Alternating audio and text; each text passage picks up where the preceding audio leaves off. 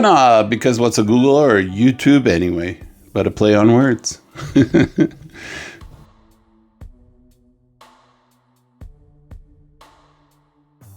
Welcome to the very first subscriber session. If you just got here from the main public video, well, grab a seat. And before we dive into the actual lesson today, I want to take a second to clear something up about who this room is actually for and how you're supposed to be acting right now. Because let's face it, we have people in here at 3 different tiers, which means everyone is engaging with this material slightly differently. And in a world obsessed with doing things the right way, I want to remove that pressure immediately. I mean, some of you are in the walk tier. I mean, you're currently listening to this video on your phone. You know, maybe you're balanced precariously on the kitchen counter while you scrape burnt mozzarella cheese off a baking sheet. I don't know. Or maybe you are staring at a massive, completely unreasonable pile of laundry on your bed. You know, calculating the odds of just sleeping underneath it tonight. You have zero intention of writing anything down today. You're just here to listen. And I need you to know that that is completely fine. I mean, you belong here. You know, I need to be sitting at a desk with, perfect posture to absorb this. Now, some of you are in the practice or the reflection tiers. You actually printed out the practice pack. You might be sitting at a clean desk. You might have a specific, slightly expensive gel pen that you bought specifically for this exact occasion, because buying office supplies makes us feel like we have our lives together. I've been there. If that is you, well, I love that too. That is also completely fine. The point is, there is no correct posture in this room.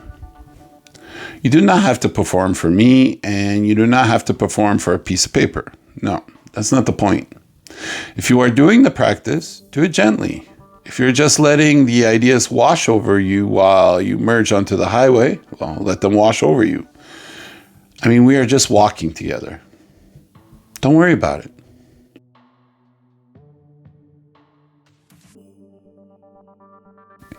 All right. Now, if we look at the orientation section for the first round, the theme is what? Start simple. Which on the surface sounds like a lovely, peaceful coffee mug quote kind of idea, doesn't it? Sounds great until you actually try to do it in real life. Because honestly, human beings absolutely hate starting simple. It is deeply, profoundly annoying to the human ego. When we decide we want to change something in our lives, we do not want to start by washing only one single fork. We do not want to start by paying one single bill and then stopping. We want the cinematic movie montage. You know exactly what I mean, right? You wake up on a random Tuesday and suddenly your brain decides, today is the day we fix everything. We want to buy a $40 color-coded water bottle. We want to set our alarm for 4:30 in the morning, even though we naturally wake up at 8. We want to eat only organic kale, yuck. Learn conversational Spanish by noon and completely overhaul our entire personality by Tuesday afternoon. We don't want to build a habit. We want to witness our own rebirth. And we do this because, well, going from 0 to 100 feels heroic. Feels like a massive deposit into the bank of our self-worth. But going from 0 to 1, well, going from doing nothing to just putting your gym shoes by the door, well, that kind of feels insulting. Our ego looks at that and says, well, if that's all we're going to do, we might as well not do anything. But here's the massive, unavoidable problem with the movie montage start. It requires absolute perfection to survive. You didn't actually build a habit.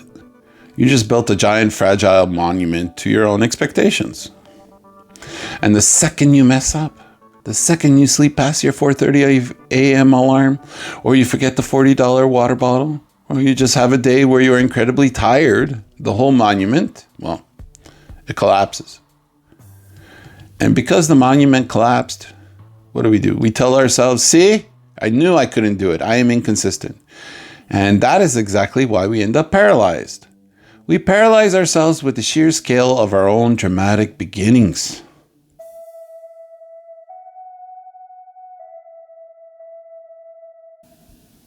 So let's walk through the actual practice for this week. Whether you are writing this down or just thinking about it, this practice is designed to bypass that movie montage entirely.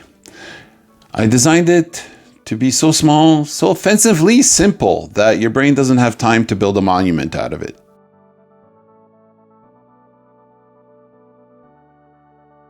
Now, the first step is the recognition question.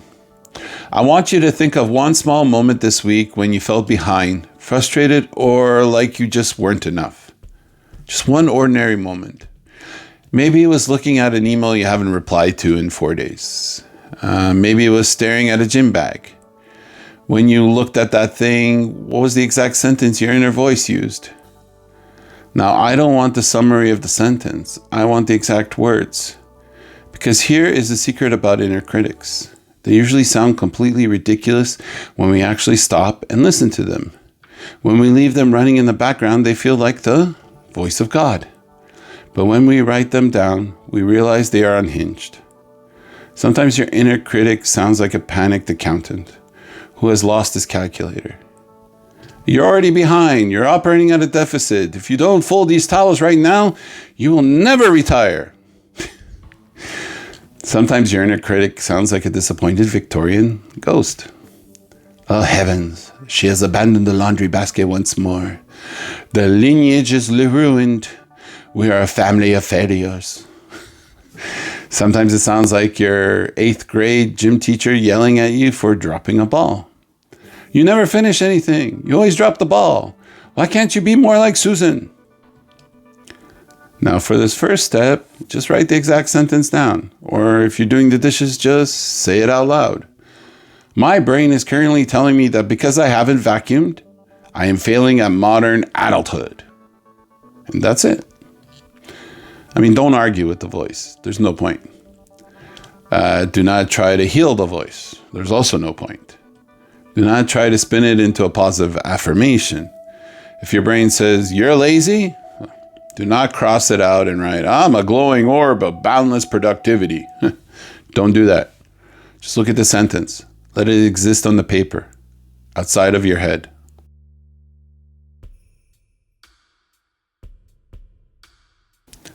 From there, we move to the tiny support action. I mean, look at that sentence you just caught. And just notice the tone. How is that voice actually speaking to you? I mean, does it sound harsh? Does it sound scared? Does it sound incredibly tired? I mean, often when we actually look at the words, we realize that the voice isn't angry at us. It's just what? Panicked. You do not need to fix the tone today. You do not need to sit down and have a deep psychological negotiation. No. You don't have to talk to your inner gym teacher. The tiny support action is just about letting that voice be seen without being automatically obeyed. It is the difference between being trapped in the trunk of a car driven by a panicked accountant and sitting in the passenger seat saying, wow, you're really stressed out about these towels, aren't you? You are creating distance. Here's a quick segue before we continue. If your brain is like, oh, I needed this, you can just stay here with this. There's nothing else you need to do. But if you want, you can like the video or subscribe and hit the bell so you get notified when new videos come out. It helps the channel a bit because, you know, the algorithm gods. And if you ever feel like going a little bit deeper, there's more on Patreon. No pressure, just here if you need it. Future you might even appreciate it. Alright, back to the video.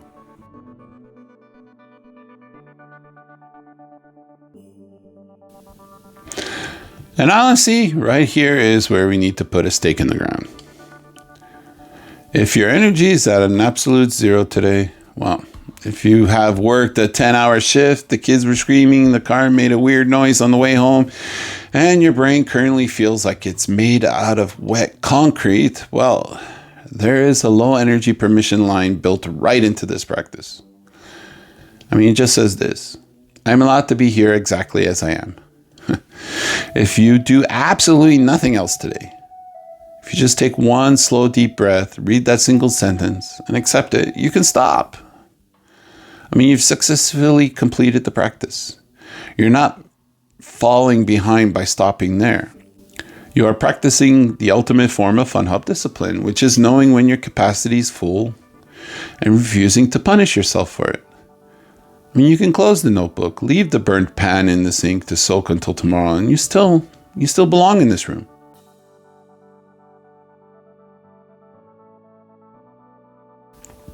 But if you do have a little more energy in the tank and you want to go one step further, we move into the gentle reflection. Now, we looked at the panicked voice and we have to ask, what is actually going on here? Why does it feel so incredibly loud? Why does an unanswered email feel like a moral failure?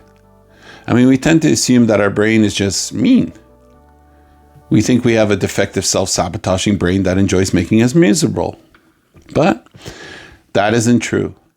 Your brain is not actually trying to ruin your life. It's just acting like an over-caffeinated, highly anxious security guard. I mean, imagine you have a security guard living in your house. His name is Gary. He drinks 6 energy drinks a day. You get up to walk to the fridge and get a snack, and, well, Gary suddenly tackles you to the floor and screaming, "Get down! It might be a bear!" That sounds silly. Now, Gary is not trying to hurt you. Gary genuinely thinks he is saving your life. He's just completely misreading the threat level of the refrigerator. Your inner critic is exactly like Gary. It tackles you over a laundry pile because it is trying to protect you. I mean, what is it protecting you from? It is protecting you from failing again. It is protecting you from looking silly. It is protecting you from the sting of trying really hard at something, getting your hopes up, and then watching it fall apart one more time. So the inner critic uses pressure as a shield. It says, if I beat you up over this laundry right now, maybe it will keep you safe from the real disappointment later. It's a terrible strategy. But it is born out of protection, not hatred.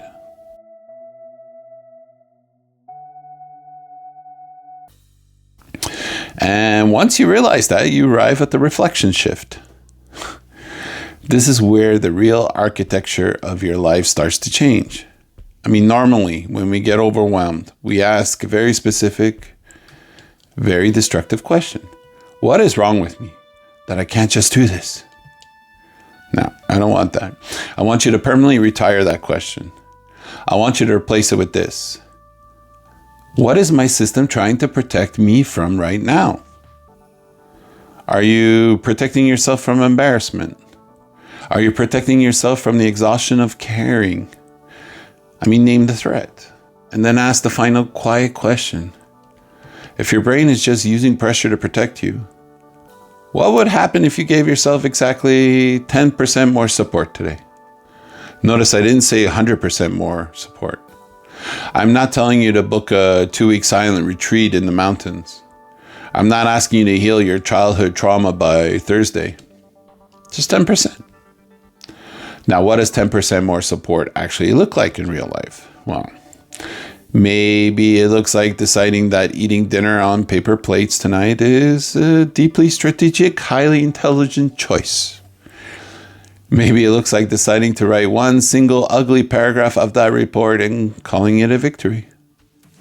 Maybe it means lowering the bar slightly, looking at the dishes and letting yourself do a solid C- job on them before going to bed.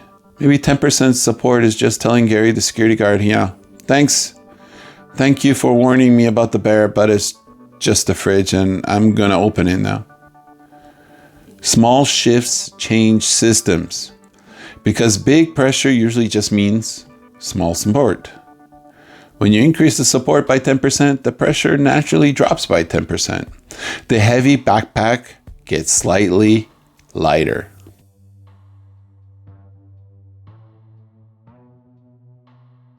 And that leads us to the closing insight for this week.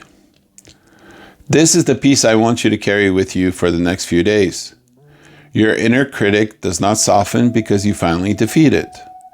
You're never going to take your inner critic into an intellectual wrestling match. Beat it into submission and you're not going to stand over it victorious. This is a fight you will always lose because you are fighting your own survival instincts. The inner critic softens when it realizes it doesn't have to carry everything by itself anymore.